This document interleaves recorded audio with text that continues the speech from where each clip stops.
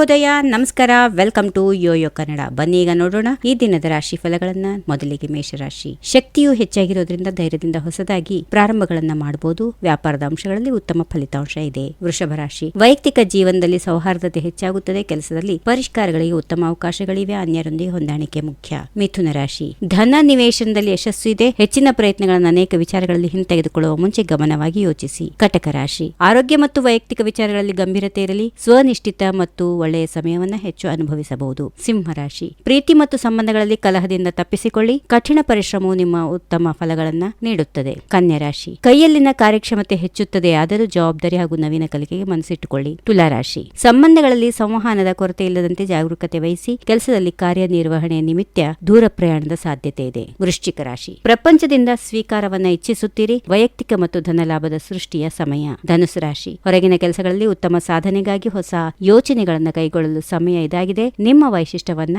ಪ್ರಕಟಿಸಿಕೊಳ್ಳಿ. ಮಕರ ರಾಶಿ. ಪ್ರಗತಿಯಲ್ಲಿ ಮನೋಭಾವ ವೃದ್ಧಿ ಉಂಟು ಮಾಡಬಹುದು. ನಿಮ್ಮ ದೃಷ್ಟಿಕೋನವನ್ನ ಗಮನದಲ್ಲಿ ಇಟ್ಟುಕೊಂಡು ಮುನ್ನಡೆಯಿರಿ. ಕುಂಭರಾಶಿ. ಮಾನಸಿಕ ಶಾಂತಿಯನ್ನ ಕಾಪಾಡಿಕೊಳ್ಳಿ. ವೃತ್ತಿಯಲ್ಲಿ ಉತ್ಕೃಷ್ಟತೆ ಸೂಚಿಸಲಾಗಿದ್ದು ಪ್ರಯತ್ನಕ್ಕೆ ಸಾಧನೆ ಇರುತ್ತದೆ. ಕೊನೆಯದಾಗಿ ಮೀನರಾಶಿ. ಧೈರ್ಯ ಮತ್ತು ಸ್ವಾತಂತ್ರ್ಯವನ್ನ ಕಾಪಾಡಿಕೊಂಡು ಎಲ್ಲಾ ವಿಷಯಗಳನ್ನ ಎದುರಿಸಿರಿ. ಸರಿಯಾದ ಸಮಯದಲ್ಲಿ ನಿಮಗೆ ಸಹಾಯ ಸಿಗುತ್ತದೆ. ಹೀಗಿವೆ ಈ ದಿನದ ರಾಶಿ ಫಲಗಳು. ಸರ್ವರಿಗೆ ಶುಭವಾಗಲಿ. ಶುಭ ದಿನ. ನಮಸ್ಕಾರ. If you like this video, ಬೇಗ ಲೈಕ್ ಮಾಡಿ, ಕಾಮೆಂಟ್ ಮಾಡಿ, ಶೇರ್ ಮಾಡಿ ಹಾಗೂ ಯೋಯೋ ಟಿವಿ ಕನ್ನಡವನ್ನು ಸಬ್ಸ್ಕ್ರೈಬ್ ಮಾಡಿ.